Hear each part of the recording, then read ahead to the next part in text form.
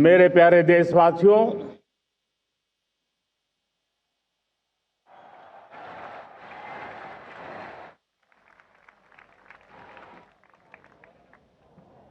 आजादी का ये महापर्व 140 करोड़ संकल्पों का पर्व है। आजादी का ये पर्व सामूहिक सिद्धियों का गौरव का पल है। हर हृदय उमंग से भरा हुआ है। देश एकता की भावना को निरंतर मजबूती दे रहा है। 140 करोड़ देशवासी आज तिरंगे के रंग में रंगे हैं। हर घर तिरंगा, भारत के हर कोने से, चाहे रेगिस्तान हो या हिमालय की चोटियां, समंदर के तट हो या घनी आबादी वाले क्षेत्र, हर तरफ से एक ही गुंज है, एक ही जयकारा है। हमारी प्राण से भी प्यारी मातृभूमि का जयगान है।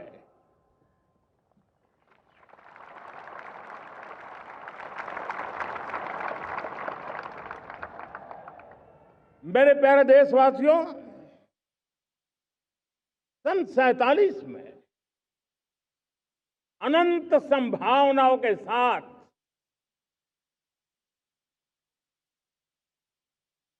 कोटि कोटि भुजाओं के सामर्थ्य के साथ हमारा देश आजाद हुआ। देश की आकांक्षाएं उड़ानें भर रही थी, लेकिन चुनौतियां उससे भी कुछ ज्यादा थी। पूज्य बापू के सिद्धांतों पर चलते हुए संविधान सभा के सदस्यों ने एक बहुत ही महत्वपूर्ण दायित्व निभाया। भारत का संविधान गत 75 वर्ष से एक प्रकाश स्तंभ बन करके हमें मार्ग दिखाता रहा है। भारत के संविधान निर्माता अनेक विद महापुरुष डॉक्टर राजेंद्र प्रसाद, बाबा साहब आंबेडकर, पंडित नेहरू, सरदार वल्लभ भाई पटेल, डॉक्टर सर्वपल्ली राधाकृष्णन जी, इतना ही नहीं, हमारी नारी शक्ति का भी योगदान कम नहीं था। हंसा मेहता जी, दाक्षायणी, वेलायुधन जैसी विदुषियों ने भी भारत के संविधान को सशक्त करने में अपनी भूमिका निभाई थी। आज लाल किले की प्राचीर से देश का मार्गदर्शन करने वाले, देश को दिशा देने वाला संविधान के निर्माताओं को आदरपूर्वक नमन करता हूं।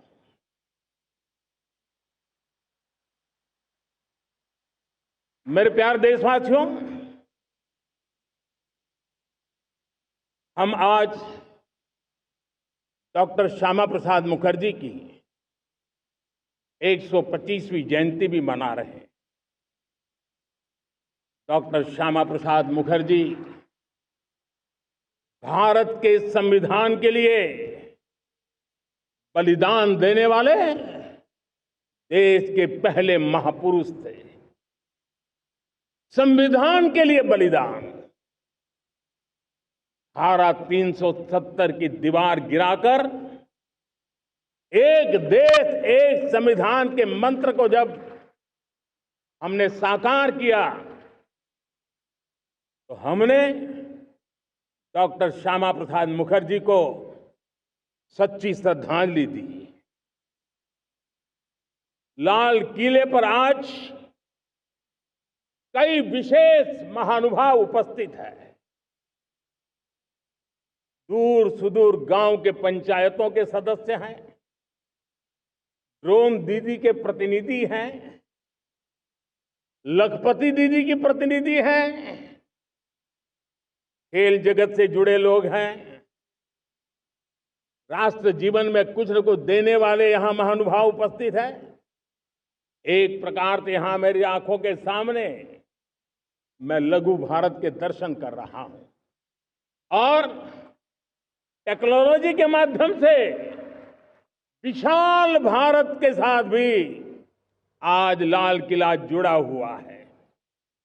मैं आजादी के इस महापर्व पर देशवासियों का, विश्व भर में फैलाए हुए भारत प्रेमियों का, हमारे मित्रों का हृदय से बहुत बहुत अभिनंदन करता हूं। साथियों, प्रकृति हम सब की परीक्षा ले रही है। पिछले कुछ दिनों में प्राकृतिक आपदाएं, भूस्खलन, बादलों का फटना, न जाने कितनी कितनी आपदाएं हम झेल रहे हैं। पीड़ितों के साथ हमारी संवेदना है। राज्य सरकारें और केंद्र सरकार मिलकर के बचाव के काम, राहत के काम, पुनर्वसन के काम में पूरी शक्ति से जुटे हुए हैं। साथियों, आज 15 अगस्त का एक विशेष महत्व भी मैं देख रहा। मुझे बहुत गर्व हो रहा है। आज मुझे लाल किले की प्राचीर से ऑपरेशन सिंदूर के वीर जाबाजों को सैल्यूट करने का अवसर मिला है।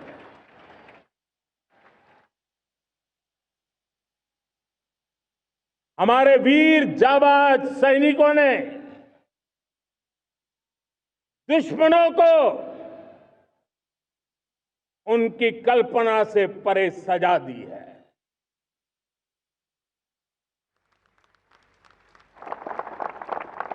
और इस अपील को पहलगाम में सीमा पार से आतंकियों ने आकर के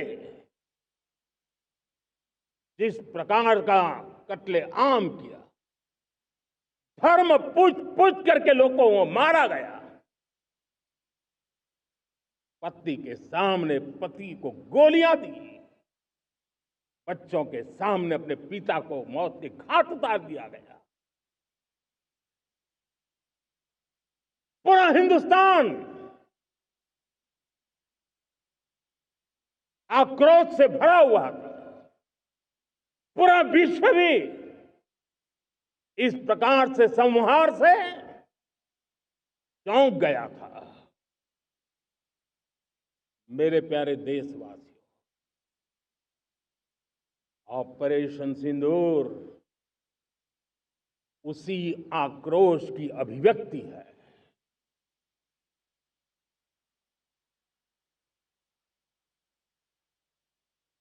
बाईस तारीख के बाद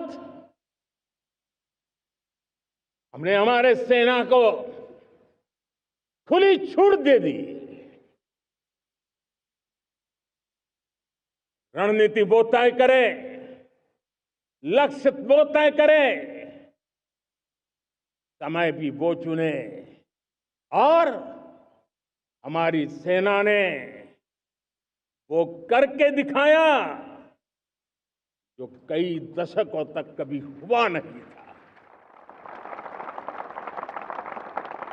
सैकड़ों किलोमीटर दुश्मन की धरती पर घुस करके आतंकी हेडक्वार्टर्स को मिट्टी में मिला दिया, आतंकी इमारतों को खंडहर बना दिया।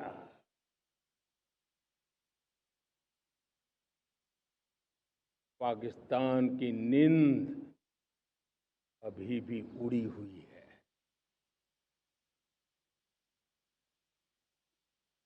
पाकिस्तान में हुई तबाही इतनी बड़ी है कि रोज नए नए खुलासे हो रहे हैं, नई नई जानकारियां आ रही हैं। मेरे प्यारे देशवासियों, हमारा देश कई दशकों से आतंक को झेलता आया हुआ है। देश के सीने को छलनी कर दिया गया है। अब हमने एक न्यू नॉर्मल प्रस्थापित किया। आतंक को और आतंकी को पालने पोसने वालों को, आतंकियों को ताकत देने वालों को अब हम अलग अलग नहीं मानेंगे।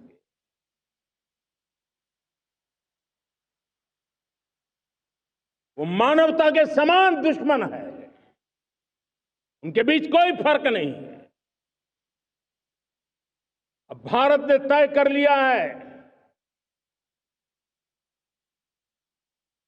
कि न्यूक्लियर की धमकियों को अब हम सहने वाले नहीं हैं। न्यूक्लियर ब्लैकमेल लंबे अरसे से चलाया, अब वो ब्लैकमेल नहीं सहा जाएगा।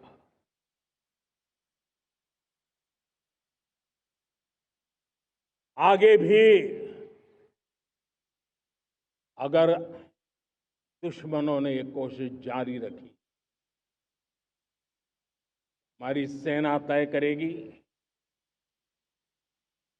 सेना की शर्तों पर, सेना जो समय निर्धारित करे उस समय पर, सेना जो तौर तरीके तय करे उस तौर तरीके से, सेना जो लक्ष्य तय करे उस लक्ष्य को अब हम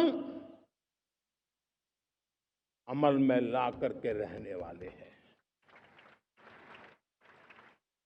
हम मुंह तोड़ जवाब देंगे। मेरे प्यारे देशवासियों, भारत ने तय कर लिया है, खून और पानी एक साथ नहीं बहेंगे।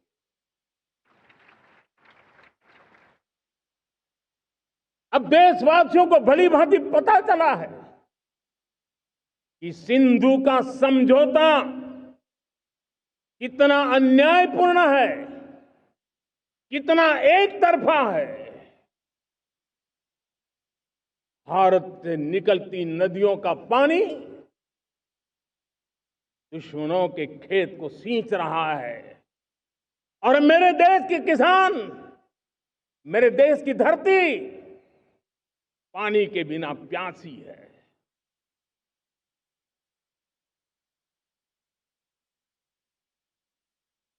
ये ऐसा समझौता था जिसने पिछले 7 दशक से मेरे देश के किसानों का अकल्पनीय नुकसान किया है।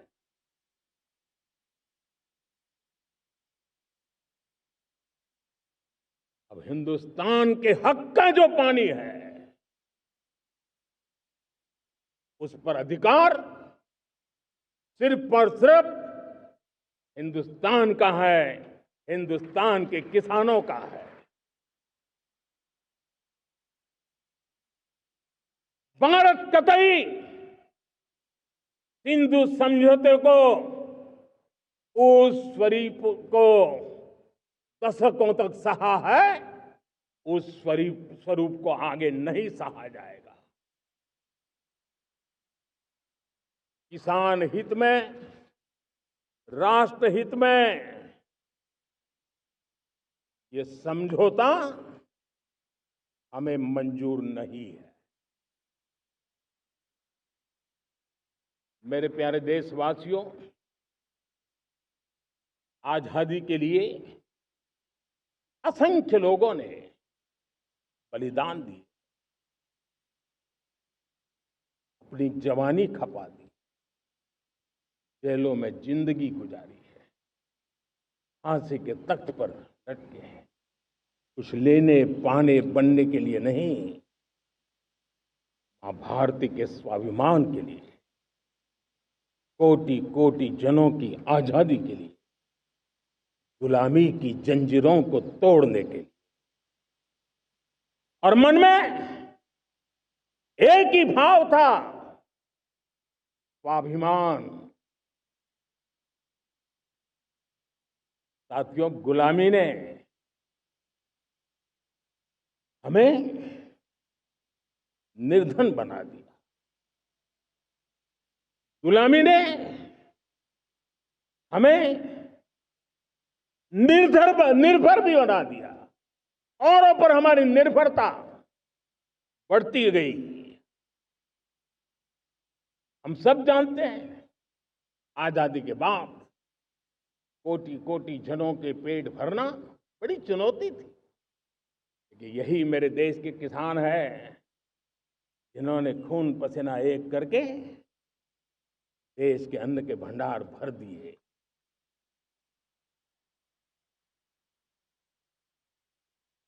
अनाज के संबंध में देश को आत्मनिर्भर बना दिया।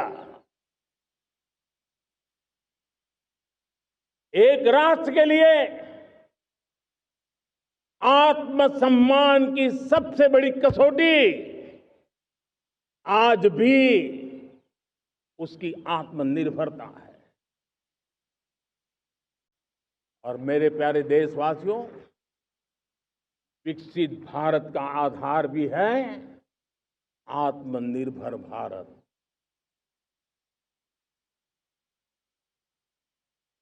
जो दूसरों पर ज्यादा निर्भर रहता है, उसकी आजादी पर उतना ही बड़ा प्रश्न चिन्ह लग जाता है। और दुर्भाग्य तो तब बन जाता है जब निर्भरता की आदत लग जाए, पता ही ना चले हम कब आत्मनिर्भरता छोड़ रहे हैं और कब किसी के निर्भर हो जाते हैं। ये आदत खतरे से खाली नहीं है और इसलिए प्रतिपल जागरूक रहना पड़ता है आत्मनिर्भर होने के लिए। और मेरे प्यारे देशवासियों, आत्मनिर्भरता का नाता सिर्फ आयात और निर्यात, रुपये, पैसे, पाउंड, डॉलर यहां तक सीमित नहीं है। इतना सीमित अर्थ उसका नहीं है। आत्मनिर्भरता का नाता हमारे सामर्थ्य से जुड़ा हुआ है। और जब आत्मनिर्भरता खत्म होने लगती है तो सामर्थ्य भी निरंतर क्षीण होता जाता है। और इसलिए हमारे सामर्थ्य को बचाए रखने, बनाए रखने और बढ़ाए रखने के लिए आत्मनिर्भर होना बहुत अनिवार्य है। साथियों, हमने ऑपरेशन सिंदूर में देखा है मेड इन इंडिया की कमाल क्या थी। दुश्मन को पता तक न चला कि कौन से शस्त्रास्त्र है, ये कौन सा सामर्थ्य है जो पलक भर में उनको नष्ट कर रहा है। सोचिए, अगर हम आत्मनिर्भर होते न होते तो क्या ऑपरेशन सिंदूर इतनी त्वरित गति से हम कर पाते? पता नहीं कौन सप्लाई देगा नहीं देगा, साजो सामान मिलेगा नहीं मिलेगा, इसी की चिंता बनी रहती।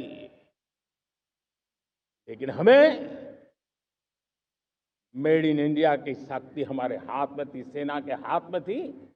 इसलिए बिना चिंता, बिना रुकावट, बिना हिचकिचाहट हमारी सेना अपना पराक्रम करती रही।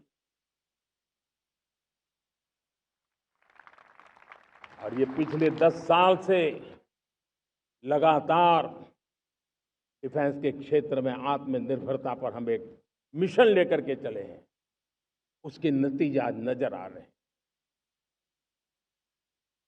साथियों, मैं एक और विषय पर आपका ध्यान आकर्षित करना चाहता हूं। ये बात से कोई इनकार नहीं कर सकता कि 21वीं सदी टेक्नोलॉजी ड्रिवन सेंचुरी है। और जब टेक्नोलॉजी ड्रिवन है और इतिहास की तरफ नजर करें तो पता है, इतिहास गवाह है, जिन जिन देशों ने टेक्नोलॉजी में महारत हासिल की, वो देश विकास की ऊंचाइयों को पार कर गए, शिखर पर पहुंच गए। आर्थिक शक्ति नए पैमाने पर पहुंचती गई। हम जब टेक्नोलॉजी के अलग अलग आयामों की बात करते हैं तो मैं आपका ध्यान आकर्षित करता हूं सेमीकंडक्टर्स पे। उदाहरण के तौर पे बताता हूं, मैं यहां लाल किले से किसी सरकार की आलोचना करने के लिए खड़ा नहीं हुआ और नहीं मैं करना चाहता, लेकिन देश की युवा पीढ़ी को जानकारी होना भी उतना जरूरी है। हमारे देश में 50-60 साल पहले सेमीकंडक्टर को लेकर के फाइलें शुरू हुई। 50-60 साल पहले फैक्ट्री का विचार चालू हुआ। आप मेरे नौजवानों जानकर के हैरान हो जाएंगे, आज सेमीकंडक्टर जो पूरी दुनिया की एक ताकत बन गया है, 50-60 साल पहले वो विचार, वो फाइलें अटक गई, लटक गई, अटक गई। सेमीकंडक्टर के विचार की ही भ्रूण हत्या हो गई। 50-60 साल गवा दिए। हमारे बाद कई देश सेमीकंडक्टर में आज महारत हासिल करके दुनिया में अपनी ताकत को प्रस्थापित कर रहे हैं। साथियों, आज हमने उस बोझ से मुक्त होकर के मिशन मोड में सेमीकंडक्टर के काम को आगे बढ़ा है। 6 अलग अलग सेमीकंडक्टर के यूनिट्स जमीन पर उतर रहे हैं। 4 नए यूनिट्स को हमने ऑलरेडी हरी झंडी दिखा दी है, ग्रीन सिग्नल दे दिया है। और देशवासियों और मेरे खास करके नौजवानों और विश्व भर में भारत की टेक्नोलॉजी की ताकत को समझने वाले लोगों को भी कहना चाहूंगा, इसी वर्ष के अंत तक मेड इन इंडिया भारत की बनी हुई, भारत में बनी हुई, भारत के लोगों द्वारा बनी हुई मेड इन इंडिया चिप्स बाजार में आ जाएगी।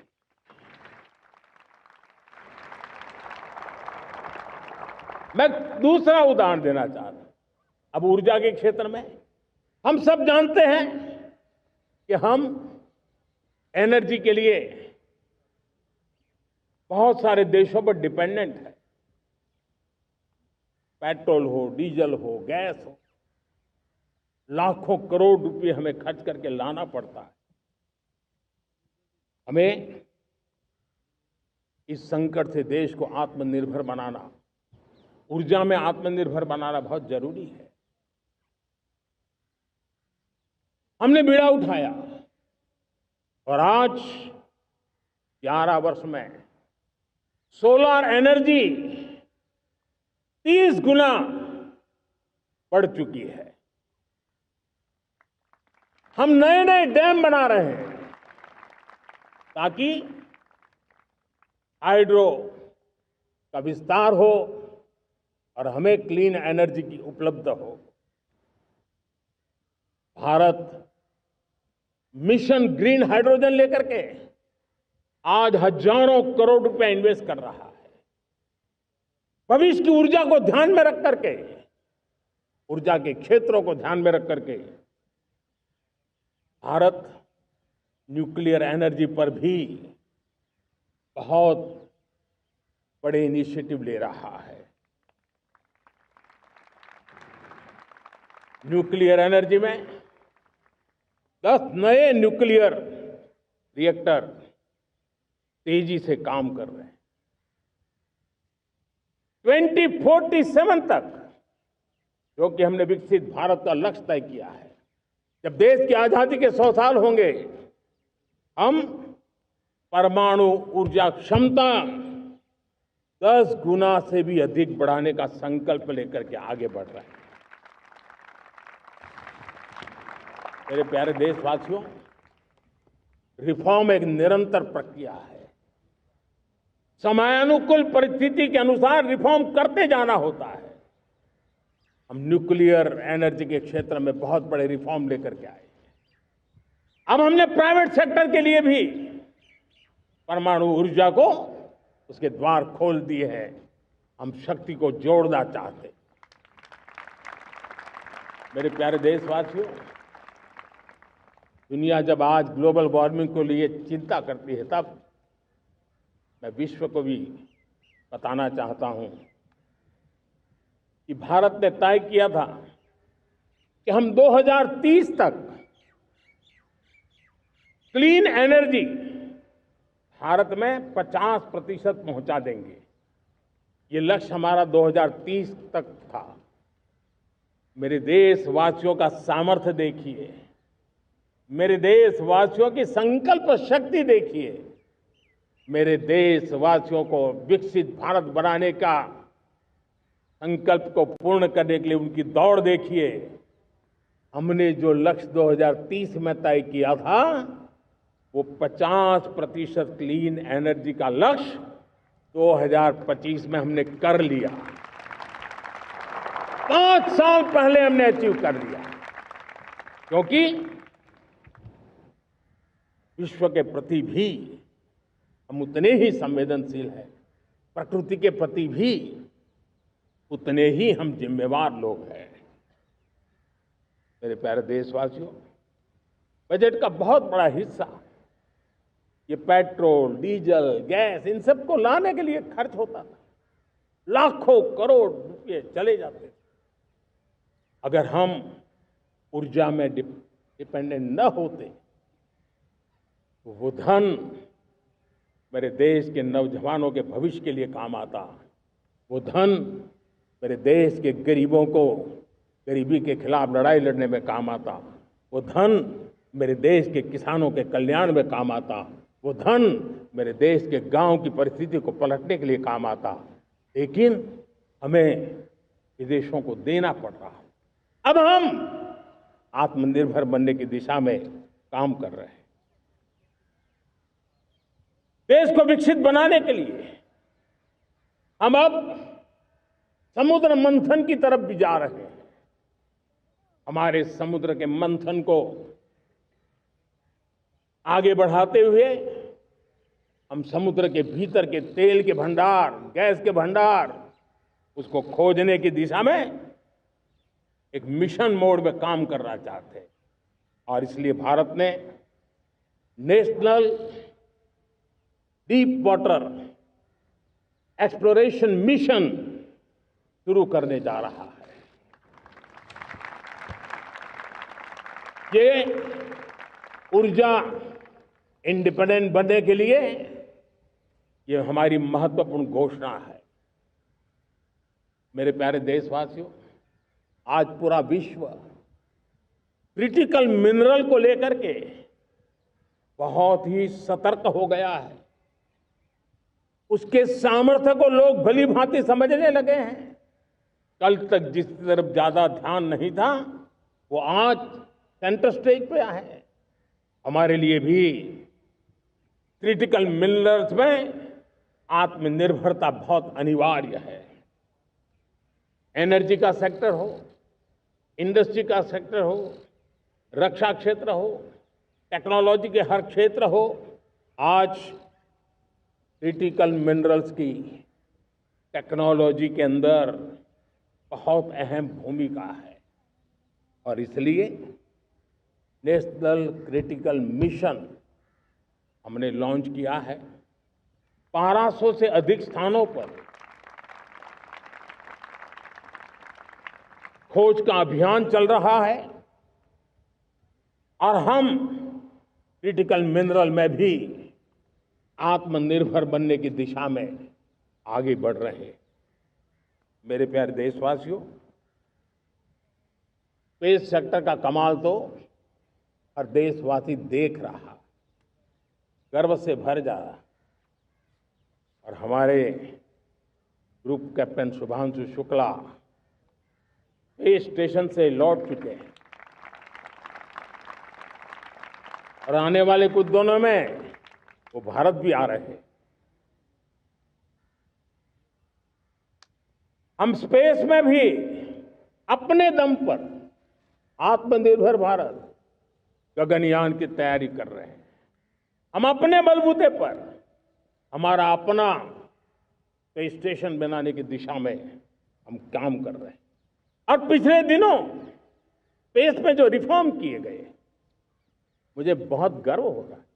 मेरे देश के 300 से ज्यादा स्टार्टअप्स आप सिर्फ और सिर्फ स्पेस सेक्टर में काम कर रहे हैं और उन 300 स्टार्टअप में हजारों नौजवान पूरे सामर्थ्य के साथ जुटे हैं।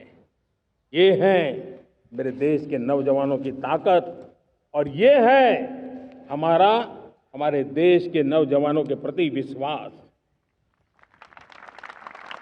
मेरे प्यारे देशवासियों,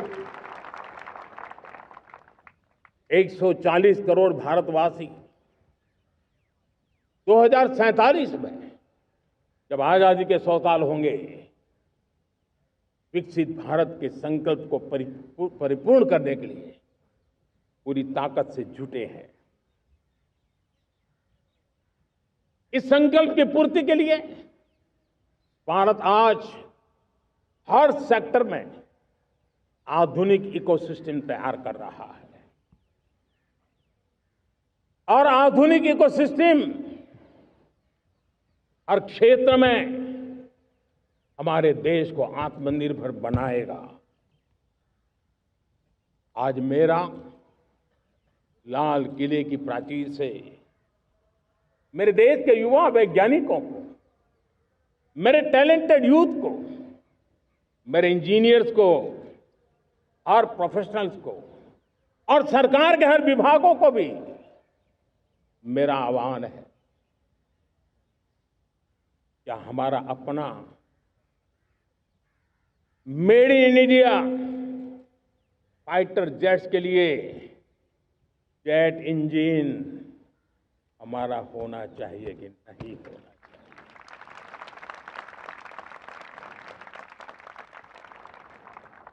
हम फार्मा ऑफ द वर्ल्ड माने जाते हैं।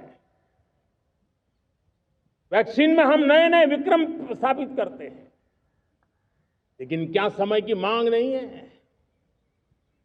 हम रिसर्च और डेवलपमेंट में और ताकत लगाएं, हमारे अपने पेटेंट हो, हमारी अपनी बनाई हुई मानव जात के कल्याण की सस्ते से सस्ती और सबसे कारगर नई नई दवाइयों की शोध हो, हर संकट में साइड इफेक्ट के बिना मानव जात के कल्याण में काम आए। बायो 3 पॉलिसी भारत सरकार ने बनाई है। मैं देश के नौजवानों को कहता हूं, आइए बायो 3 पॉलिसी का अध्ययन करके अब कदम उठाइए। देश का भाग्य बदलना है, आपका सहयोग चाहिए। मेरे प्यारे देशवासियों, आज आईटी का युग है, डेटा की ताकत है। क्या समय की मांग नहीं है? ऑपरेटिंग सिस्टम से लेकर के साइबर सुरक्षा तक, डीप टेक से लेकर के आर्टिफिशियल इंटेलिजेंस तक, सारी चीजें हमारी अपनी हो, जिस पर हमारे ही लोगों का सामर्थ्य जुटा हुआ हो, उनकी सामर्थ्य शक्ति का विश्व को परिचय कराए। साथियों, आज दुनिया में सोशल मीडिया कहो, बाकी प्लेटफॉर्म कहो, दुनिया के प्लेटफॉर्म पर हम काम कर रहे हैं। दुनिया ने हमने दिखा दिया है, यूपीआई का हमारा प्लेटफॉर्म आज दुनिया को अजोबा कर रहा है। हमारे में सामर्थ्य है। रियल टाइम ट्रांजैक्शन में 50% अकेला भारत यूपीआई के माध्यम से करता है। इसका मतलब की ताकत है। क्रिएटिव वर्ल्ड हो, सोशल मीडिया हो, ये जितने भी प्लेटफॉर्म्स हैं, मेरे देश के नौजवानों में चुनौती करता हूं आपको, आइए हमारे अपने प्लेटफॉर्म क्यों ना हो, हम क्यों दूसरों पर निर्भर रहे, क्यों भारत का धन बाहर जाए। और मुझे आपके सामर्थ्य पर भरोसा है। मेरे प्यारे देशवासी, जैसे ऊर्जा के क्षेत्र में हम डिपेंडेंट हैं, वैसा ही देश का दुर्भाग्य है कि फर्टिलाइजर, उसमें भी हमें दुनिया पर निर्भर रहना पड़ता है। मेरे देश के किसान भी फर्टिलाइजर का सही उपयोग कर करके धरती माता की सेवा कर सकते हैं। अनाप शनाप उपयोग से भी धरती मां को बहुत नुकसान पहुंचा रहे हैं। लेकिन साथ साथ मैं देश के नौजवानों को कहना चाहता हूं, देश के उद्योग जगत को कहना चाहता हूं, देश के प्राइवेट सेक्टर को कहना चाहता हूं, आइए हम फर्टिलाइजर के भंडार भर दें, हम नए नए तौर तरीके खोजें और भारत की आवश्यकता के अनुसार हम अपना फर्टिलाइजर तैयार करें। हम औरों पर निर्भर न रहे। साथियों, आने वाला युग ईवी का है। अब ईवी बैटरी क्या हम नहीं बनाएंगे? हम निर्भर रहेंगे? सोलर पैनल की बात हो, इलेक्ट्रिक व्हीकल्स के लिए जिन जिन चीजों की आवश्यकताएं हैं, वो हमारी अपनी होनी चाहिए। साथियों, मैं ये इसलिए कहने की हिम्मत करता हूं, क्यों? क्योंकि मुझे देश के नौजवानों के सामर्थ्य पर भरोसा है। और भरोसा सिर्फ वो मेरे देश के नौजवान है इतने मात्र से नहीं है। कोविड के समय हम बहुत सारी चीजों पर निर्भर थे। तो मेरे देश के नौजवानों को कहा गया कि वैक्सीन हमारी अपनी चाहिए, देश ने करके दिखाया। कोविन प्लेटफॉर्म हमारा अपना होना चाहिए, देश ने करके दिखाया। करोड़ों करोड़ों लोगों की जिंदगी बचाने का काम हमने किया है। वही स्पिरिट, वही जज्बा हमें जीवन के हर क्षेत्र में आत्मनिर्भर बनने के लिए अपना सब कुछ देना है। अपना जो बेस्ट है वो हमें दे करके रहना है। साथियों, पिछले 11 साल में एंटरप्रेन्योरशिप, उद्यमशीलता को बहुत बड़ी ताकत मिली। आज लाखों स्टार्टअप्स टियर 2, टियर 3 सिटी में देश की अर्थशक्ति को, देश के इनोवेशन को ताकत दे रहे हैं। उसी प्रकार से मुद्रा योजना से हमारे देश के करोड़ों नौजवान, उसमें भी हमारी बेटियां, करोड़ों करोड़ों लोग मुद्रा से लोन लेकर के अपना खुद का कारोबार कर रहे हैं। खुद तो अपने पैरों पर खड़े हुए हैं, लेकिन औरों को भी पैरों पर खड़े रहने की ताकत देते हैं। वे भी एक प्रकार से हर व्यक्ति को आत्मनिर्भर बनाने का अवसर दे रही है। मेरे साथियों, विमेन सेल्फ हेल्प ग्रुप किसी का ध्यान नहीं था। पिछले 10 साल में विमेन सेल्फ हेल्प ग्रुप ने कमाल करके दिखाया। आज उनके प्रोडक्ट दुनिया के बाजार में जाने लगे हैं। लाखों करोड़ों का कारोबार हमारे विमेन सेल्फ हेल्प ग्रुप करते हैं। मैंने एक बार मन की बात में खिलौने की बात कही थी। हम करोड़ों करोड़ रुपए के खिलौने विदेश से लाते थे। मैंने ऐसे ही मन की बात में कहा, करे मेरे देश के नौजवानों, ऐसा भी करें इन्हें क्या, किलो भी बाहर जाएंगे। और आज मैं गर्व से कहता हूं कि मेरा देश खिलौने एक्सपोर्ट करने लग गया है। यानी देश के सामर्थ्य को हर प्रकार के अवसर मिले, हर रुकावटों से मुक्ति मिले, उसको सर्वाधिक करने के लिए प्रेरित किया जाए। देश कर सकता है। मैं देश के युवाओं से कहता हूं, आइए आप इनोवेटिव आइडियाज लेकर के, आपके आइडियाज को मरने मत देना दोस्तों। आज का आपका आइडिया हो सकता है आने वाली पीढ़ी का भविष्य बना सकता है। मैं आपके साथ खड़ा हूं, मैं आपके लिए काम करने के लिए तैयार हूं, आपका साथी बन के काम करने तैयार हूं। आप आइए, हिम्मत जुटाइए, इनिशिएटिव लीजिए। जो युवा मैन्युफैक्चरिंग के बारे में सोचते हैं, आइए आगे बढ़िए। सरकार के नियमों में बदलाव करना है, मुझे बताइए। अब देश रुकना नहीं चाहता है। 2047 दूर नहीं है, एक एक पल की कीमत है और हम एक भी पल गंवाना नहीं चाहते दोस्तों।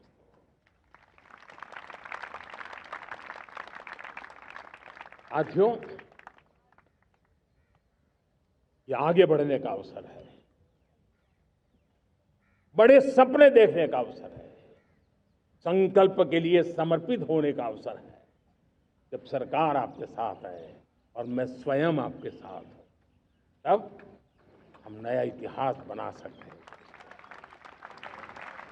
साथियों, आज नेशनल मैन्युफैक्चरिंग मिशन पर बहुत तेजी से काम हो रहा है। हमारे एमएसएमईज, उसका लोहा दुनिया मानती है। ये दुनिया में बड़ी बड़ी चीजें बनती है ना, कुछ न कुछ तो औजार हमारे देश के एमएसएमईज के द्वारा जाते हैं, बड़े गर्व के साथ जाते हैं। लेकिन हम कॉम्प्रिहेंसिव इंटीग्रेटेड विकास की राह पर जाना चाहते हैं और इसलिए उनकी शक्ति बढ़े। और उसमें भी मैंने पहले एक बार लाल किले से कहा था, जीरो डिफेक्ट जीरो इफेक्ट।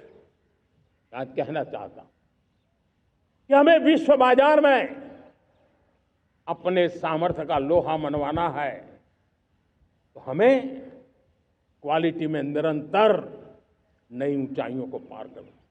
दुनिया क्वालिटी को स्वीकार करती है, हमारी गुणवत्ता सबसे ज्यादा हो और सरकार के भी प्रयास हो, रॉ मटेरियल की भी उपलब्धि हो, हमारी प्रोडक्शन की कॉस्ट कैसे कम हो, हम उसमें दम रह रहे।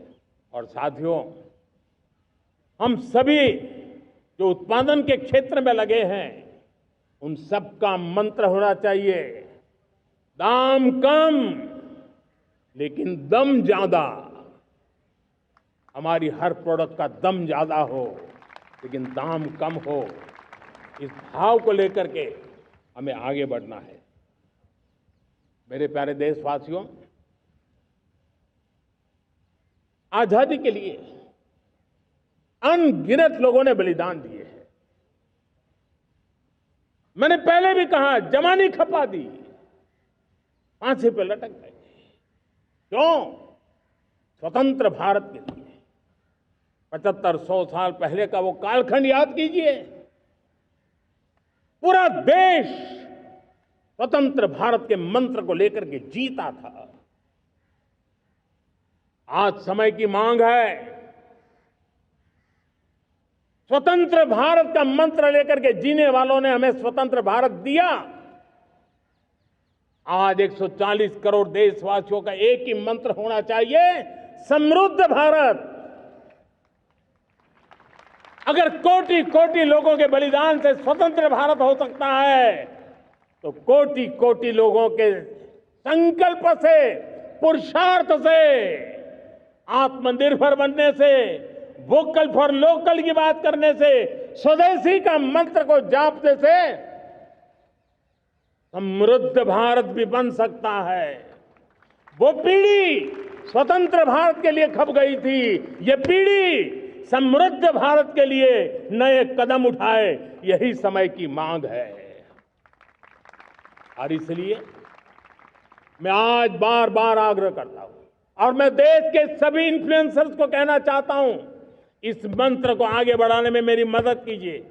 मैं सभी राजनीतिक दलों को, राजनेताओं को सबसे कहता हूं कि आइए, ये किसी राजनीतिक दल का एजेंडा नहीं है, भारत हम सबका है। हम मिलकर के वोकल फॉर लोकल उस मंत्र को हर नागरिक के जीवन का मंत्र बनाएं। भारत में बनी हुई, भारत के नागरिकों के पसीने से बनी हुई वो चीजें जिसमें भारत की मिट्टी की महक हो और जो भारत के आत्मनिर्भर के संकल्प को ताकत देता हो, हम उसी को खरीदेंगे, हम उसी का उपयोग करेंगे। हम उस दिशा में आगे आए, यह हमारा सामूहिक संकल्प हो। देखते ही देखते हम दुनिया बदल देंगे दोस्तों। मैं आज हर छोटे मोटे व्यापारी को, दुकानदार से आग्रह करना चाहता हूं, आपकी भी जिम्मेवारी है।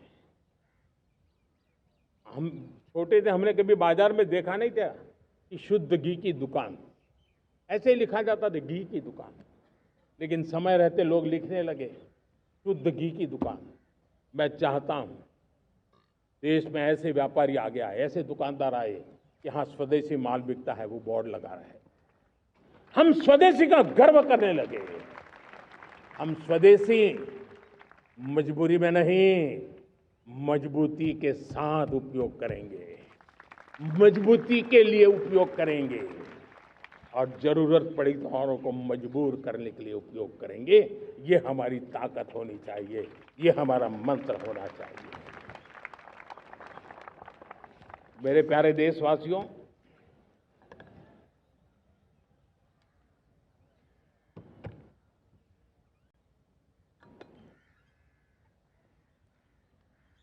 मुझे बहुत लंबे समय से सरकार में काम करने का अवसर मिला है। मैंने कई सारे उतार चढ़ाव देखे हैं, सरकारों की मुसीबतों से भी मैं परिचित हूं, व्यवस्थाओं की मर्यादाओं से भी परिचित हूं। लेकिन उसके बावजूद भी हमारी जिम्मेवारी है कि हम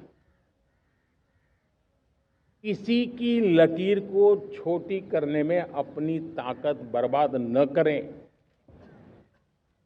मैं बड़े अनुभव से कहता हूं, किसी दूसरे की लकीर छोटी करने के लिए अपनी ऊर्जा हमें नहीं खपानी है। हमें पूरी ऊर्जा के साथ हमारी लकीर को लंबा करना है।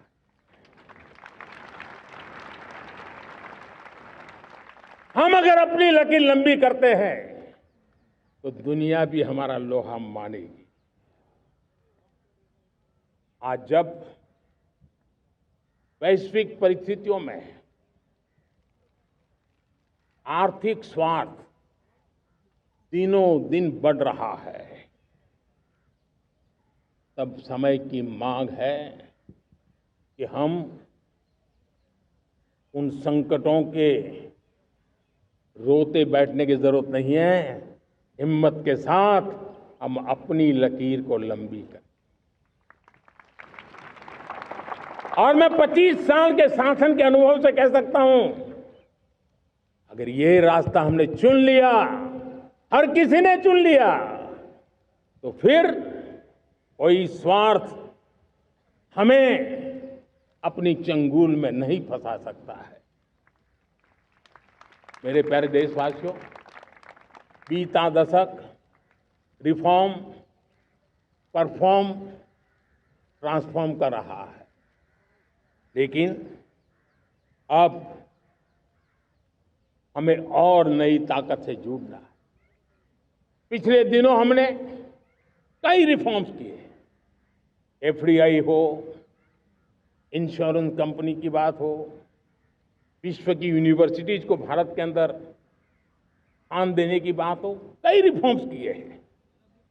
40,000 से ज्यादा अनावश्यक कंप्लायंसेस को हमने खत्म किया है।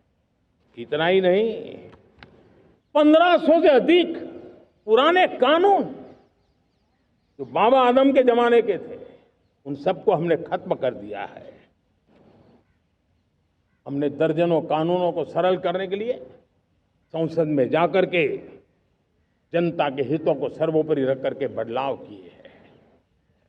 इस बार भी हो हल्ला के बीच लोगों तक बात पहुंची नहीं होगी, लेकिन एक बहुत बड़ा रिफॉर्म इनकम टैक्स एक्ट में हुआ है।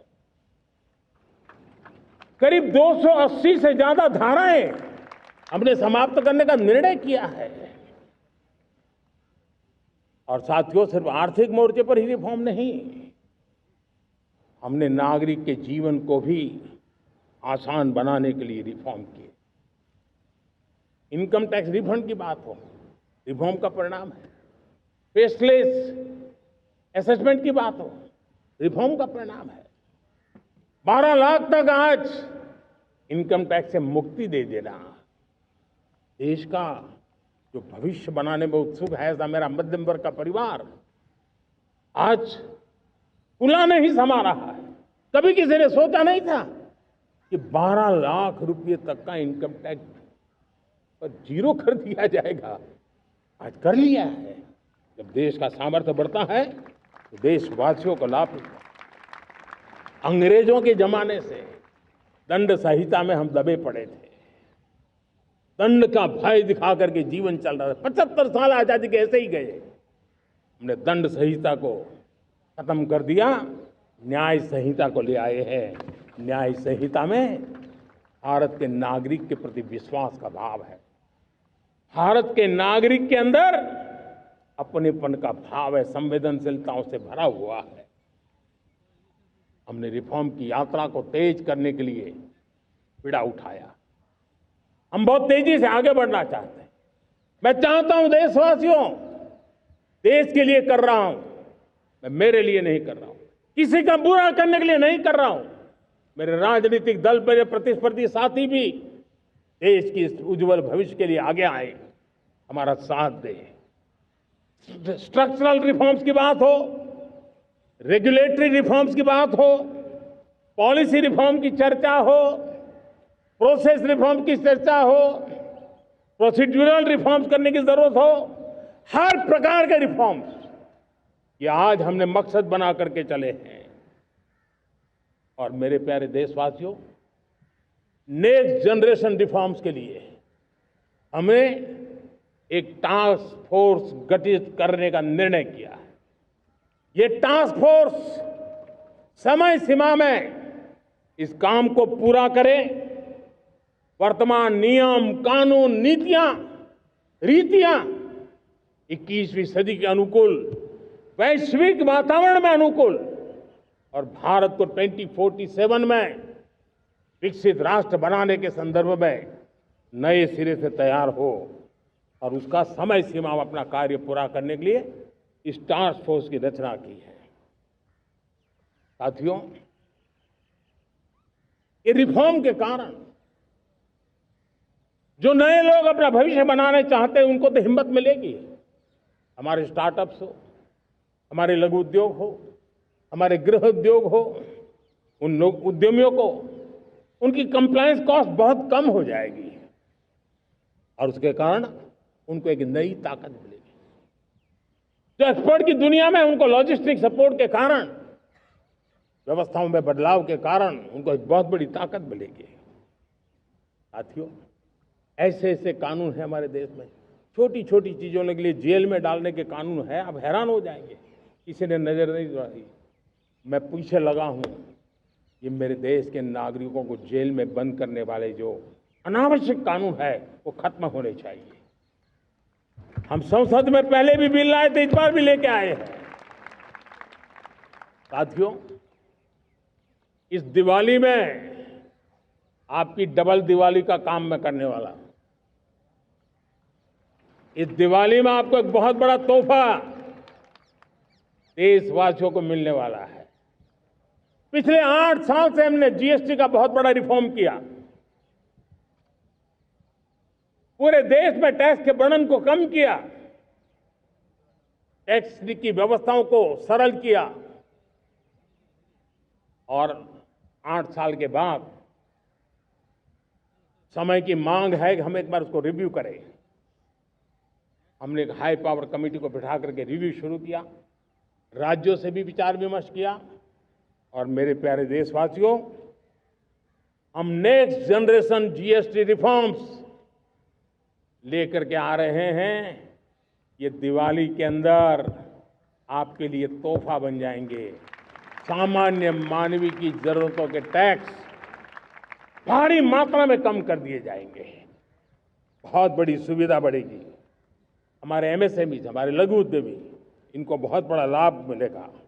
रोजमर्रा की चीजें बहुत सस्ती हो जाएगी और उससे इकोनॉमी को भी एक नया बल मिलने वाला है। मेरे प्यारे देशवासियों, आज देश तीसरी बड़ी इकोनॉमी बनने के लिए समय तेज गति से आगे बढ़ रहा है।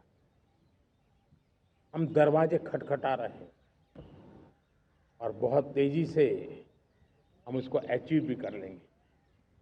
और कोई तो दिन होगा मैं आपके बीच आकर के लाल किले की प्राचीर से ये खबर भी सुनाऊंगा।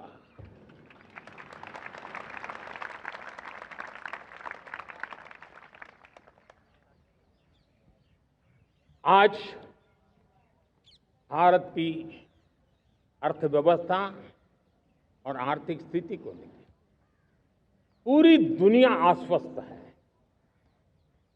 इतनी अस्थिरता के बीच आशा की किरण बना हुआ है भारत का फाइनेंशियल डिसिप्लिन, भारत की फाइनेंस की ऊर्जा। संकट के घेरे में जब अर्थव्यवस्था पड़ी हुई है, तब भारत ही उसे बाहर निकलेगा, ये भरोसा दुनिया में पनपा है। आज इन्फ्लेशन कंट्रोल में है, फॉरेन एक्सचेंज रिजर्व हमारे बहुत मजबूत है, हमारे मैक्रो इकोनॉमिक इंडिकेटर्स बहुत मजबूत है। ग्लोबल रेटिंग एजेंसी भी लगातार भारत की सराहना करती हैं। भारत की अर्थव्यवस्था पर ज़्यादा से ज़्यादा विश्वास व्यक्त कर रही है। ये बढ़ती हुई अर्थव्यवस्था का लाभ मेरे देश के गरीबों को मिले, मेरे देश के किसानों को मिले, मेरे देश की नारी शक्ति को मिले, मेरे देश के मध्यम वर्ग को मिले, मेरे देश की विकास धारा को ताकत देने वाला बने। उस दिशा में हम नए नए प्रयास करें। आज युवाओं के लिए नए नए सेक्टर्स में हमारे नौजवानों के लिए अवसर बन रहे हैं। स्किल डेवलपमेंट, स्वरोजगार, बड़ी बड़ी कंपनियों में इंटर्नशिप, इस पर एक बहुत बड़े स्तर पर अभियान चल रहा है। और इसलिए देश के नौजवानों, आज मैं आपके लिए भी एक खुश खबर लेकर के आया। मेरे देश के नौजवानों के लिए आया। आज 15 अगस्त है। आज 15 अगस्त के ही दिन मेरे देश के युवाओं के लिए 1 लाख करोड़ रुपए की योजना हम चालू कर रहे हैं, लागू कर रहे हैं। आज से प्रधानमंत्री विकसित भारत रोजगार योजना आज ही 15 अगस्त को लागू हो रही है। ये आपके लिए बहुत खुशखबरी है। इस योजना के तहत निजी क्षेत्र में पहली नौकरी पाने वाले नौजवान को, बेटे बेटी को 15,000 रुपया सरकार की तरफ से दिए जाएंगे। कंपनियों को भी नए रोजगार देने के अवसर जो भी ज्यादा जुटाएगा, उनको भी प्रोत्साहन राशि दी जाएगी। प्रधानमंत्री विकसित भारत रोजगार योजना करीब करीब 3.5 करोड़ नौजवानों को रोजगार के नए अवसर बनाएगी। मैं सभी नौजवानों को इसके लिए बहुत बहुत बधाई देता हूं। मेरे प्यारे देशवासियों, आज भारत में नारी शक्ति का लोहा हर कोई मानने लगा। बढ़ती इकोनॉमी की लाभार्थी हमारी नारी है, लेकिन बढ़ती इकोनॉमी को गति देने में भी हमारी नारी का बहुत बड़ा योगदान भी, हमारी मातृशक्ति का योगदान है, हमारी स्त्री शक्ति का योगदान है। स्टार्टअप से लेकर स्पेस सेक्टर तक हमारी बेटियां छाई हुई हैं, खेल के मैदान में छाई हुई हैं, फौज में चमक रही है। आज गर्व के साथ नारी कंधे से कंधा मिला करके देश की विकास यात्रा में भागीदार हो रही। देश गर्व से भर गया जब एनडीए की विमेन कैडेट्स उनका पहला पास आउट हुआ था। पूरा देश गर्व से भर गया था। सारे टीवी चैनल उसी के पीछे लगे हुए थे। कितने बड़े गौरव की पल थी। Self help group, 10 crore self help group की बहनें क्या कमाल कर रही है। नमो ड्रोन दीदी नारी शक्ति की एक नई पहचान बनी। गांव में मुझे एक बहन मिली, वो कहती मुझे अब तो गांव वाले पायलट कह करके बुलाते हैं। बड़े गर्व से कह रहे हैं। ज्यादा पढ़ी लिखी नहीं थी, लेकिन उसका रतबा पैदा हुआ है। साथियों, हमने 3 करोड़ महिलाओं को लखपति दीदी बनाने का संकल्प लिया था। 3 करोड़। और मुझे आज संतोष है कि हम तेज गति से काम कर रहे हैं। समय से पहले 3 करोड़ का लक्ष्य पार कर लेंगे।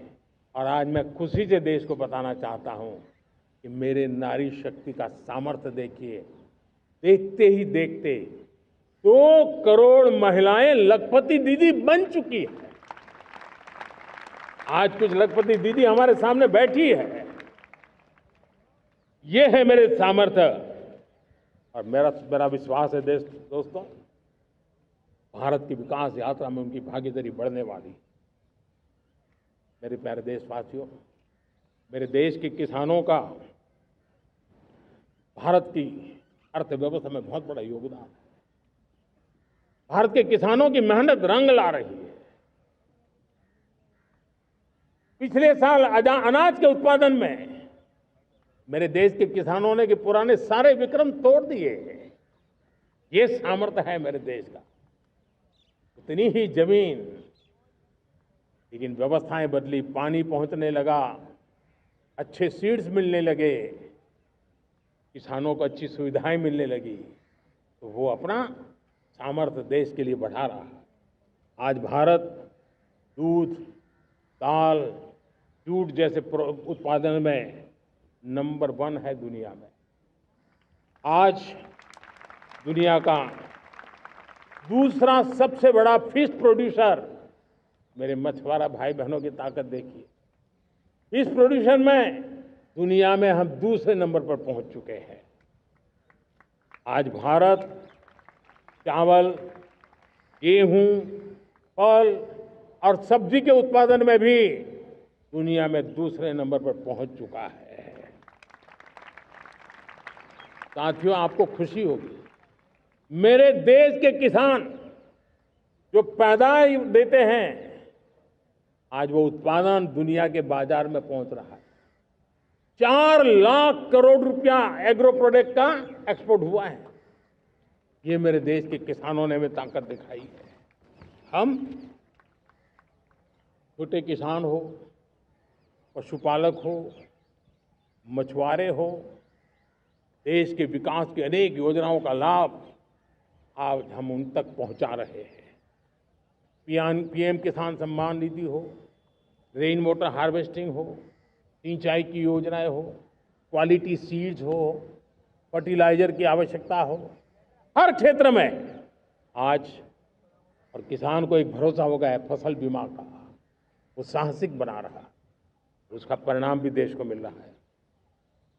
जो पहले कल्पना की बात थी आज हकीकत बन गई है।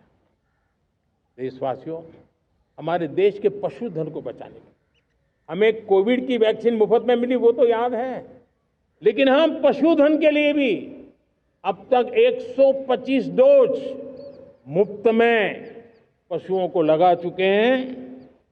फूट एंड माउथ डिसीज से मुक्ति पाने के लिए, जो हमारा यहाँ उत्तर भारत में उसे खुरपका मुंहपका बीमारी कहते हैं, उसे बचाने के लिए 125 करोड़ डोज हम लगा चुके हैं और मुफ्त में लगा चुके हैं। हम खेती के मामले में देश के वो जिले जहां के किसान औरों से पीछे रह गए, किसी न किसी कारण से 100 जिले ऐसे हैं जहां अपेक्षाकृत कम खेती है, और इसलिए हमने 100 जिले आइडेंटिफाई किए हैं पूरे देश में से, और वहां के किसानों को एम्पावर करना, किसानों को शक्ति देना, किसानों को मदद करने का एक अभियान चलाया है।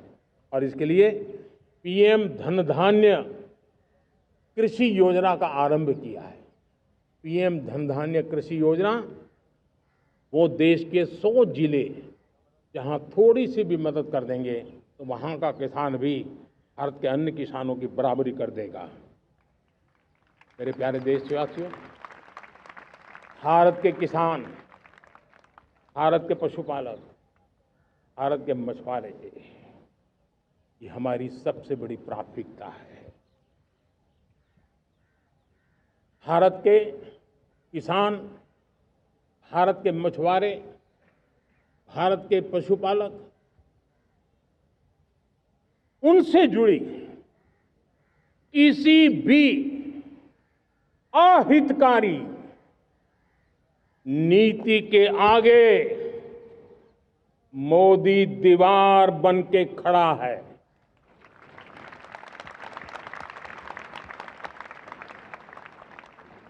भारत अपने किसानों, अपने पशुपालकों, अपने मछुआरों के संबंध में कभी भी कोई समझौता नहीं स्वीकार करेगा।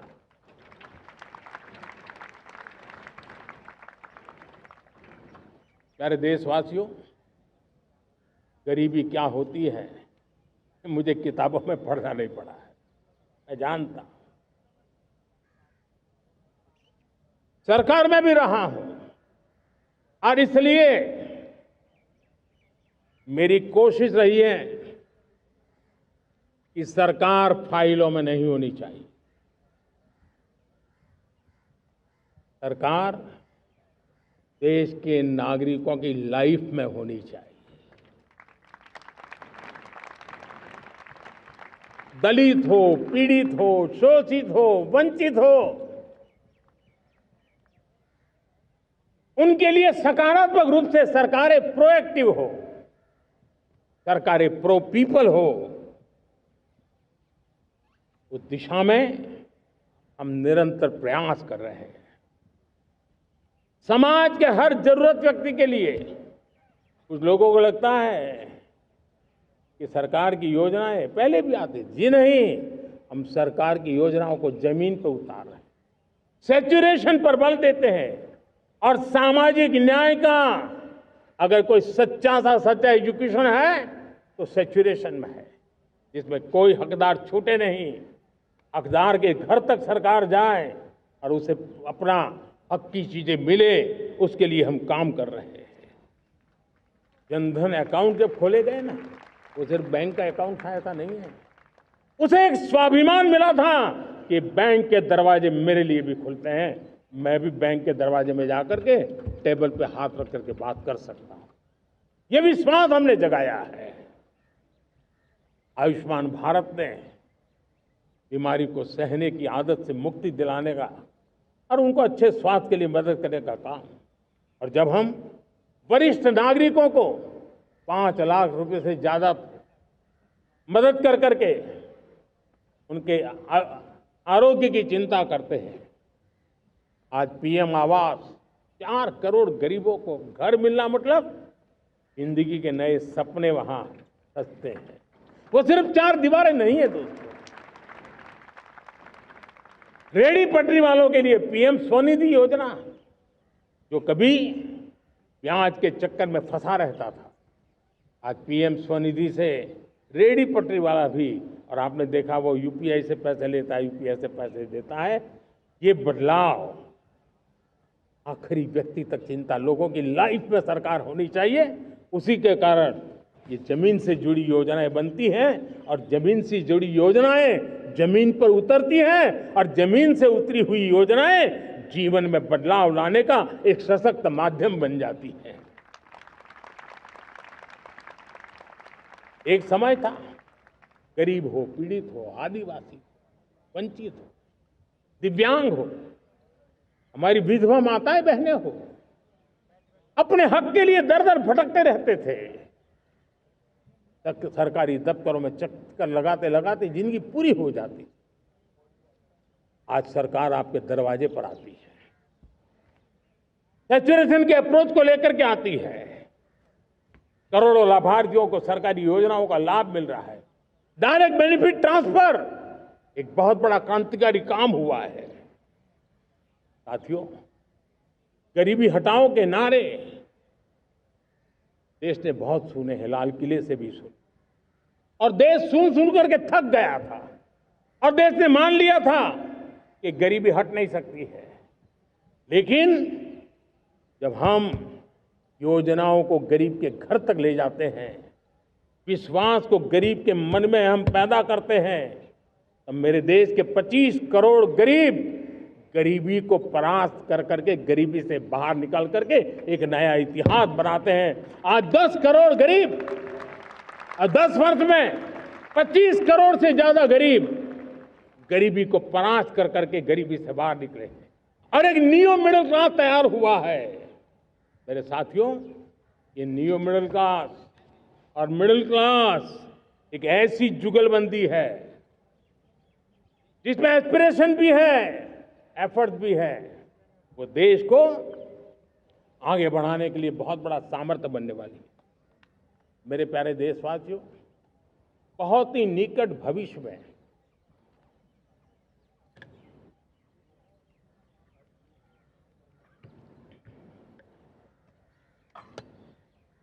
मेरे प्यारे देशवासियों, बहुत ही निकट भविष्य में महान समाज सुधारक महात्मा ज्योतिबा फुले जी की 200वीं जयंती आ रही है। हम उस जयंती के समारोह शुरू करने जा रहे हैं और महात्मा ज्योतिबा फुले के सिद्धांत, उन्होंने जो मंत्र दिए, उसमें हमारे लिए प्रेरणा है। पिछड़े को प्राथमिकता, पिछड़े को प्राथमिकता देते हुए हम परिवर्तन की ऊंचाइयों को प्राप्त करना चाहते हैं। हम इसके लिए परिश्रम की पराकाष्ठा करना चाहते हैं। हम पारदर्शी नीतियों के द्वारा पिछड़ों को प्राथमिकता, ये हम धरती पर उतारना चाहते हैं, हर पिछड़े के जीवन में उतारना चाहते हैं। साथियों, रेहड़ी पटरी वालों के लिए स्वनिधि योजना हो या हमारे हुनर वाले, हाथ से काम करने वाले विश्वकर्मा योजना की बात हो, आदिवासी में भी जो पिछड़े रह गए हैं उनके लिए पीएम जनधन की योजना की बात हो, हमारे पूर्वी भारत को विकास में पूरे देश के अंदर बराबरी में लाना और उनको नेतृत्व देने की दिशा में काम हो। हम सिर्फ समाज पिछड़े हो उनकी चिंता तक अटकने वाले नहीं है।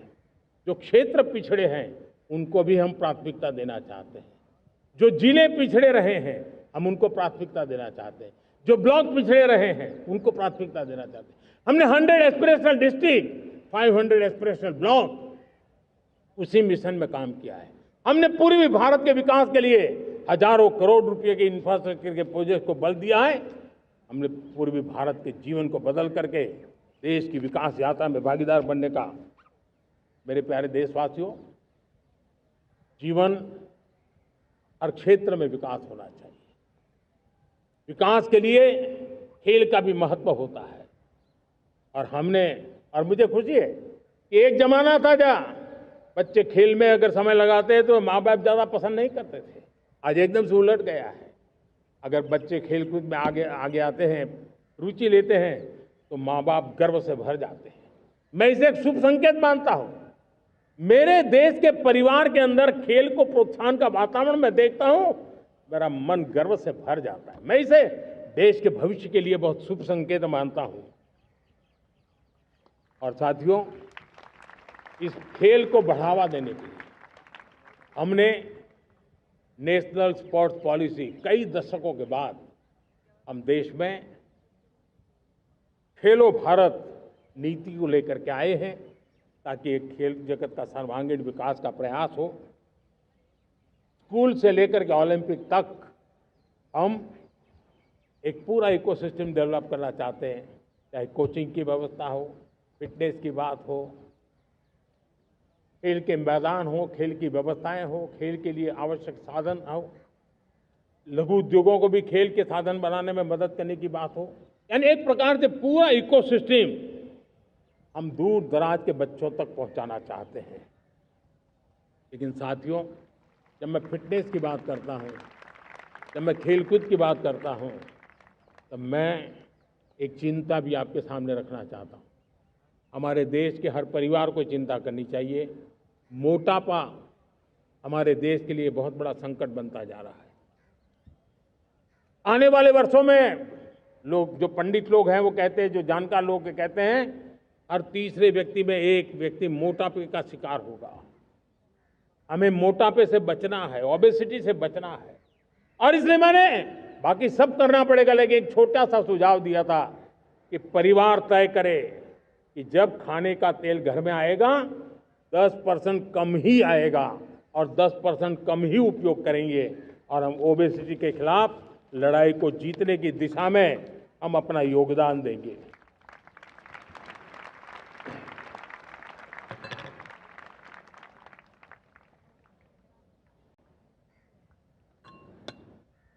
मेरे प्यारे देशवासियों, हमारा देश भाग्यवान है। हजारों साल की विरासत के हम धनी हैं, और वो हमें निरंतर ऊर्जा मिलती है, प्रेरणा मिलती है, त्याग और तपस्या की राह मिलती है। आज गुरु तेग बहादुर, यह वर्ष गुरु तेग बहादुर जी का 350वां शहीदी वर्ष है। देश की संस्कृति की रक्षा, भारत के मूल्यों की रक्षा के लिए उन्होंने अपना सब कुछ न्योछावर कर दिया। मैं आज उनको नमन करता हूं। साथियों, हमारी संस्कृति की ताकत हमारी विविधता है। हम विविधता को सेलिब्रेट करना चाहते हैं। हम विविधता को सेलिब्रेट करने की आदत बनाना चाहते हैं। यह हमारा गौरव है। यह हमारा भारत माँ का यह बगीचा कितने विविध प्रकार के फूलों से सजा हुआ है, कितनी विविधताएं हैं। ये विविधता हमारे लिए एक बहुत बड़ा, हमारी विरासत है, बहुत बड़ा गौरव है। हमने प्रयागराज के महाकुंभ में देखा भारत की विविधता को कैसे जिया जाता है। एक स्थान पर करोड़ों लोग, एक ही भाव, एक ही प्राण, एक ही प्रयास, दुनिया के लिए बहुत बड़ा अजूबा है। महाकुंभ की वो सफलता भारत की एकता की, भारत के सामर्थ्य की दुहाई देती है। साथियों, हमारा देश भाषाओं की विविधता से बहुत ही भरा हुआ है, पुलकित है। और इसीलिए हमने मराठी, असमिया, बांग्ला, पाली, प्राकृत को क्लासिकल लैंग्वेज का दर्जा दिया है। और मेरा मत है हमारी भाषाएं जितनी विकसित होगी, हमारी सभी भाषाएं जितनी समृद्ध होगी, हमारे नॉलेज के सिस्टम को भी उतना ही बल मिलने वाला है। और हमारी वो ताकत है, आज जब डेटा का जमाना है ना, तो ये ताकत दुनिया के लिए भी बड़ी ताकत बन सकती है। इतना सामर्थ्य हमारी लैंग्वेज में। हमें हमारी सभी भाषाओं पर गर्व होना चाहिए। हमारी सभी भाषाओं के विकास के लिए हर किसी ने बनते हुए प्रयास करना चाहिए। साथियों, पांडुलिपि में हमारे ज्ञान के भंडार पड़े हैं, लेकिन उसके प्रति उदासीनता रही है। इस बार हमने ज्ञान भारतम योजना के तहत देश भर में जहां भी हस्तलिखित ग्रंथ है, जहां पांडुलिपियां हैं, सदियों पुराने जो दस्तावेज हैं, उनको खोज खोज करके आज की टेक्नोलॉजी का उपयोग करते हुए उस ज्ञान की समृद्धि को आने वाली पीढ़ियों के लिए काम आए, उस दिशा में काम कर रहे हैं। मेरे प्यारे देशवासियों, हमारा स्पष्ट मत है, यह देश सिर्फ सरकारें नहीं बनाती है, ये देश राज सत्ता पर विराजमान लोग ही नहीं बनाते हैं, ये देश शासन की धुरा संभालने वाले नहीं बनाते हैं। ये देश बनता है कोटि कोटि जनों के पुरुषार्थ से, ऋषियों के, मुनियों से, वैज्ञानिकों के, शिक्षकों के, किसानों के, जवानों के, सेना के, मजदूरों के, हर किसी के प्रयास से देश बनता है। हर किसी का योगदान होता है, व्यक्ति का भी होता है, संस्थाओं का भी होता है। आज मैं बहुत गर्व के साथ एक बात का जिक्र करना चाहता हूं। आज से 100 साल पहले एक संगठन का जन्म हुआ, राष्ट्रीय स्वयंसेवक संघ। 100 साल की राष्ट्र की सेवा एक बहुत ही गौरवपूर्ण स्वर्णिम पृष्ठ है। व्यक्ति निर्माण से राष्ट्र निर्माण के संकल्प को लेकर के 100 साल तक मां भारती का कल्याण का लक्ष्य लेकर के लक्षावधि स्वयंसेवकों ने मातृभूमि के कल्याण के लिए अपना जीवन समर्पित किया है। सेवा, समर्पण, संगठन और अप्रतिम अनुशासन, ये जिसकी पहचान रही है, ऐसा राष्ट्रीय स्वयंसेवक संघ दुनिया का ये सबसे बड़ा एनजीओ है। एक प्रकार से 100 साल का उसका समर्पण का इतिहास है। आज लाल किले की प्राचीर से 100 साल की इस राष्ट्र सेवा की यात्रा में योगदान करने वाले सभी स्वयंसेवकों को आदरपूर्वक स्मरण करता हूं और देश गर्व करता है राष्ट्रीय स्वयंसेवक संघ की इस 100 साल की भव्य समर्पित यात्रा को, और हमें प्रेरणा देता रहेगा। मेरे प्यारे देशवासियों, हम समृद्धि की ओर जा रहे हैं, लेकिन समृद्धि का रास्ता सुरक्षा से गुजरता है। पिछले 11 वर्षों में राष्ट्र सुरक्षा, राष्ट्र रक्षा, राष्ट्र के नागरिकों की रक्षा, इन सभी मोर्चों पर हमने पूरे समर्पण भाव से काम किया है। हम बदलाव लाने में सफल हुए हैं।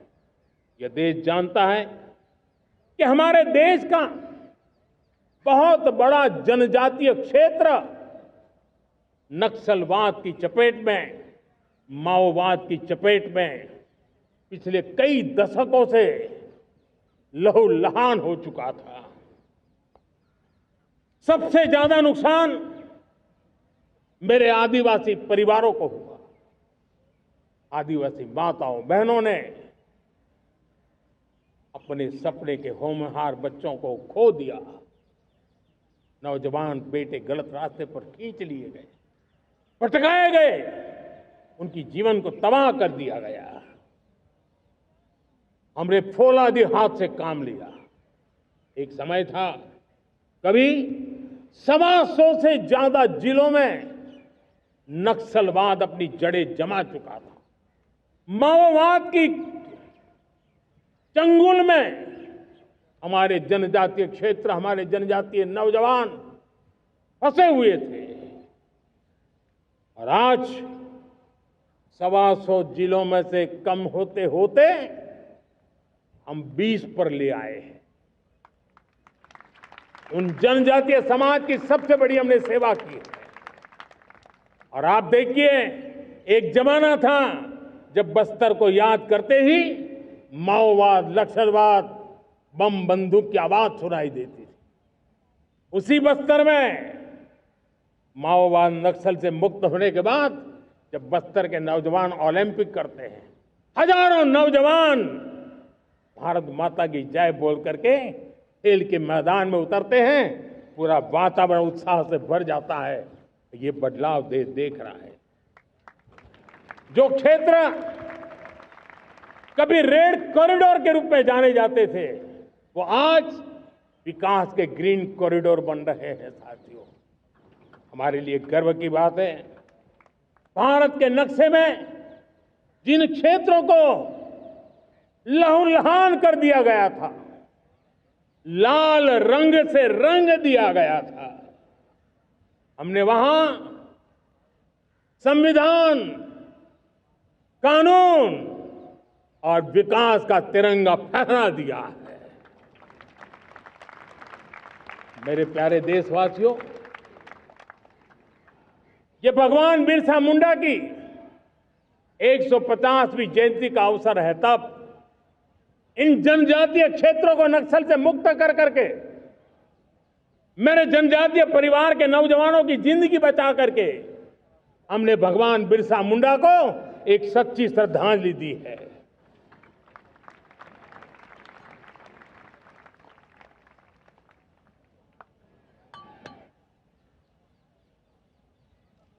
मेरे प्यारे देशवासियों, मैं आज देश के सामने एक चिंता, एक चुनौती के संबंध में आगाह करना चाहता हूं। षड्यंत्र के तहत, सोची समझी साजिश के तहत देश की डेमोग्राफी को बदला जा रहा है। एक नए संकट के बीज बोए जा रहे हैं और ये घुसपैठिए मेरे देश के नौजवानों की रोजी रोटी छीन रहे हैं। एक घुसपैठिए मेरे देश की बहन बेटियों को निशाना बना रहे हैं। ये बर्दाश्त नहीं होगा। ये घुसपैठिए भोले भाले आदिवासियों को भ्रमित करके उनकी जमीनों पर कब्जा कर रहे हैं। ये देश सहन नहीं करेगा। और इसलिए मेरे प्यारे देशवासियों, जब डेमोग्राफी परिवर्तन होता है, सीमावर्ती क्षेत्रों में डेमोग्राफी में परिवर्तन होता है, तब राष्ट्रीय सुरक्षा के लिए संकट पैदा होता है। देश की एकता, अखंडता और प्रगति के लिए ये संकट पैदा, सामाजिक तनाव के बीज बो देता है। और कोई देश अपना देश घुसपैठियों के हवाले नहीं कर सकता है। दुनिया का कोई देश नहीं कर सकता है, तो हम भारत को कैसे कर सकते हैं? हमारे पूर्वजों ने त्याग और बलिदान से आजादी पाई है, हमें स्वतंत्र भारत दिया है। उन महापुरुषों के प्रति हमारा कर्तव्य है कि हम हमारे देश में ऐसी हरकतों को स्वीकार न करें। उनकी सच्ची श्रद्धांजलि होगी। और इसलिए मैं आज लाल किले की प्राचीर से कहना चाहता हूं, हमने एक हाई पावर्ड डेमोग्राफी मिशन शुरू करने का निर्णय किया है। ये मिशन, इस मिशन के द्वारा ये जो भीषण संकट नजर आ रहा है, भारत पे मंडरा रहा है जो संकट है, उसको निपटाने के लिए तय समय में सुविचारित, सुनिश्चित रूप से अपने कार्य को करेगा। उस दिशा में हम आगे बढ़ रहे हैं। मेरे प्यारे देशवासियों, कल जन्माष्टमी का पावन पर्व है। भगवान श्री कृष्ण का जन्मोत्सव देश में मनाया जाता है। साथियों, जब मुझे भगवान श्री कृष्ण याद आते हैं तो हम देख रहे हैं कि पूरे विश्व में आज युद्ध के तौर तरीके बदल रहे हैं। हमने देखा है कि भारत युद्ध के हर नए तौर तरीकों को निपटने में समृद्ध है। हमने ऑपरेशन सिंदूर में दिखा दिया है, टेक्नोलॉजी में जो भी महारत थी। पाकिस्तान ने हमारे सैन्य ठिकानों पर, हमारे एयरबेस पर,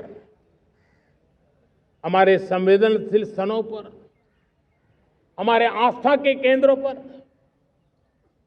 हमारे नागरिकों पर मिसाइल्स, ड्रोन अनगिनत मात्रा में उन्होंने वार किया। देश ने देखा है, लेकिन देश को सुरक्षित रखने के जो प्रयास पिछले 10 साल में हुए हैं, उस ताकत का परिणाम था कि उनके हर हमले को हमारे जाबाजों ने और हमारी टेक्नोलॉजी ने तिनके की तरह बिखेर दी।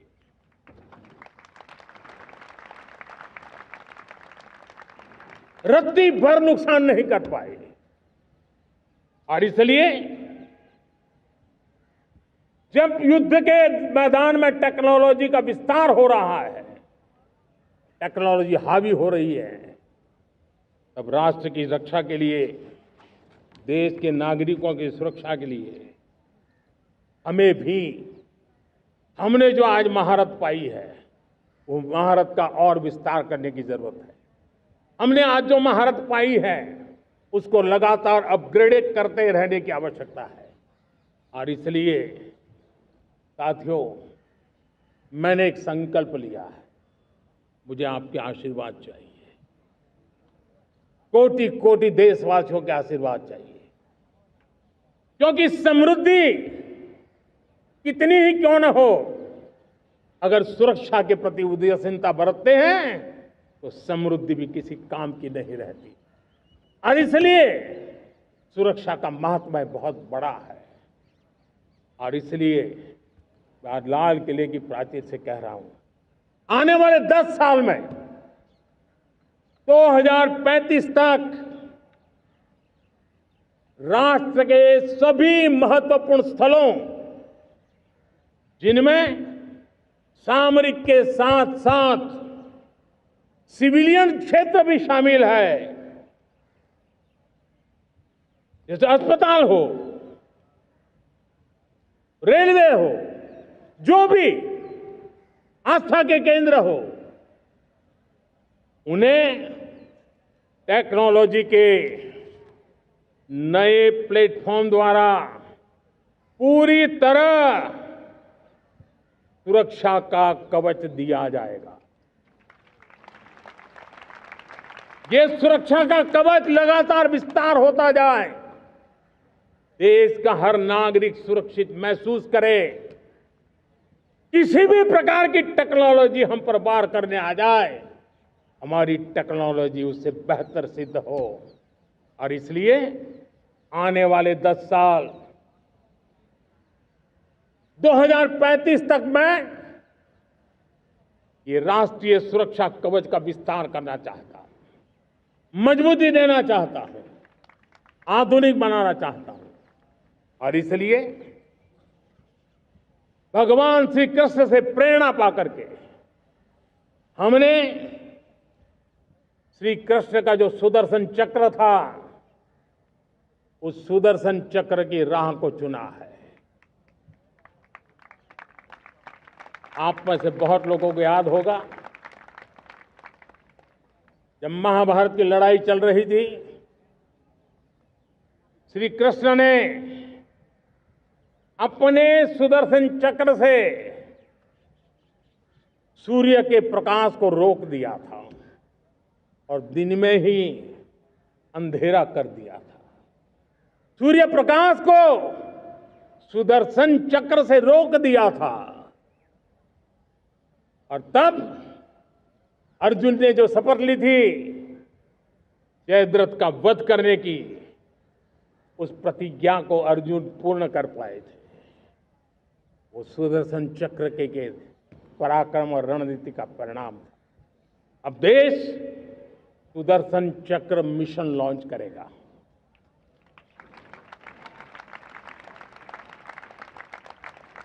ये मिशन सुदर्शन चक्र एक पावरफुल वेपन सिस्टम दुश्मन के हमले को न्यूट्रलाइज तो करेगा ही करेगा, लेकिन कई गुना ज्यादा दुश्मन पर हिट बैक करेगा।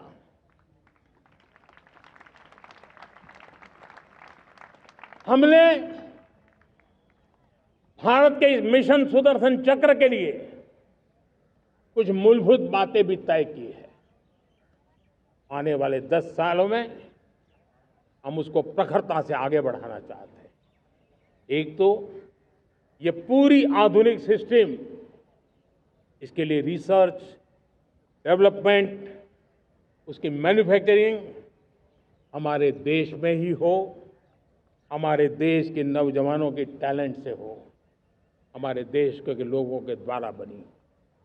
दूसरा, एक ऐसी व्यवस्था होगी जो वॉरफेयर के हिसाब से भविष्य में क्या क्या संभावनाएं हैं उसका हिसाब किताब लगा करके +1 की स्ट्रेटेजी वर्कआउट करेगी।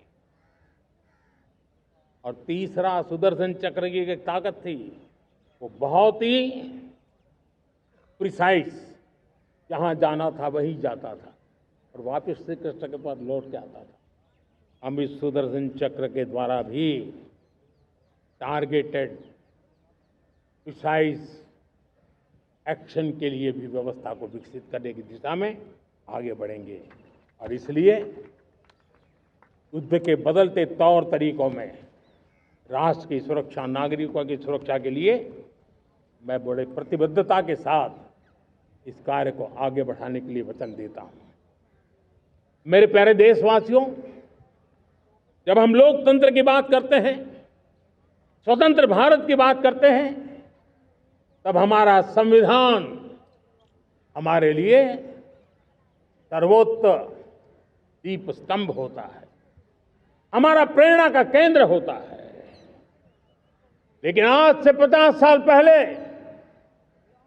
भारत के संविधान का गला घोंट दिया गया था, भारत के संविधान के पीठ पे छुरा भोंक दिया गया था, देश को जेल खाना बना दिया गया था, आपातकाल लगा दिया गया था, इमरजेंसी थोप दी गई थी। इमरजेंसी के 50 साल हो रहे हैं। देश की किसी भी पीढ़ी ने संविधान की हत्या के इस पाप को कभी भूलना नहीं चाहिए। संविधान की हत्या करने वाले पापियों को नहीं भूलना चाहिए। और हमें भारत के संविधान के प्रति अपने समर्पण को और मजबूती देते आगे बढ़ना चाहिए। वो हमारी प्रेरणा है। मेरे प्यारे देशवासियों, मैंने इसी लाल किले से पंच प्रण की बात कही थी। मैं आज लाल किले से फिर से एक बार मेरे देशवासियों का पुनः स्मरण जरूर करना चाहता हूं। विकसित भारत बनाने के लिए न हम रुकेंगे, न हम झुकेंगे। हम परिश्रम की पराकाष्ठा करते रहेंगे और अपनी आंखों के सामने 2047 में विकसित भारत बना करके रहेंगे। मेरे प्यारे देशवासियों, हमारा दूसरा प्रण है कि हम हमारे जीवन में, हमारी व्यवस्थाओं में, हमारे नियम कानून परंपराओं में गुलामी का एक भी कण अब बचने नहीं देंगे। हम हर प्रकार की गुलामी से मुक्ति पाकर के ही रहेंगे। मेरे प्यारे देशवासियों, हम अपनी विरासत पर गर्व करेंगे। हमारी पहचान का सबसे बड़ा आभूषण, सबसे बड़ा गहना, सबसे बड़ा मुकुटमणि हमारी विरासत है। हम विरासत का गर्व करेंगे। मेरे प्यारे देशवासियों, इन सब के लिए एकता, ये मंत्र सबसे बड़ा शक्तिशाली मंत्र है और इसलिए एकता की डोर को कोई काट न सके, ये हमारा सामूहिक संकल्प होगा। मेरे प्यारे देशवासियों, मां भारती के प्रति कर्तव्य निभाना ये पूजा से कम नहीं है, तपस्या से कम नहीं है, आराधना से कम नहीं है। और उसी भाव से हम सब मातृभूमि के कल्याण के लिए परिश्रम की पराकाष्ठा करते हुए 2047 विकसित भारत के लक्ष्य को पार करने के लिए अपने आप को खपा देंगे, अपने आप को झोंक देंगे। जो भी सामर्थ्य है, कोई भी अवसर को छोड़ेंगे नहीं। इतना ही नहीं, नए अवसरों को निर्माण करेंगे और निर्मित करने के बाद हम 140 करोड़ देशवासियों के सामर्थ्य से आगे बढ़ते ही रहेंगे, बढ़ते ही रहेंगे, बढ़ते ही रहेंगे। मेरे प्यारे देशवासियों, हमें याद रखना है, 140 करोड़ देशवासियों को याद रखना है, परिश्रम में जो तपा है, परिश्रम में जो तपा है, उसने ही तो इतिहास रचा है। परिश्रम में जो तपा है, उसने ही तो इतिहास रचा है।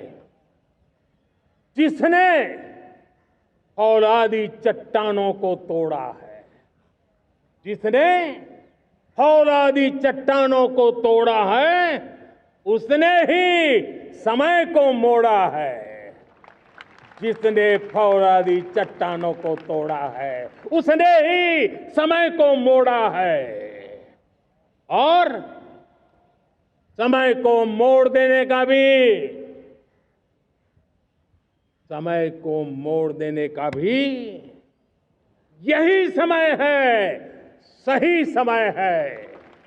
मेरे प्यारे देशवासियों, एक बार फिर आप सबको आजादी के इस महान पर्व की अनेक अनेक शुभकामनाएं देता हूं, बहुत बहुत बधाई देता हूं। मेरे साथ बोलेंगे, जय हिंद, जय हिंद, जय हिंद। भारत माता की, भारत माता की, भारत माता की। वंदे, वंदे, वंदे। बहुत बहुत धन्यवाद। जनगण मन अधिनायक जय हे भारत भाग्य विधाता। पंजाब सिंध गुजरात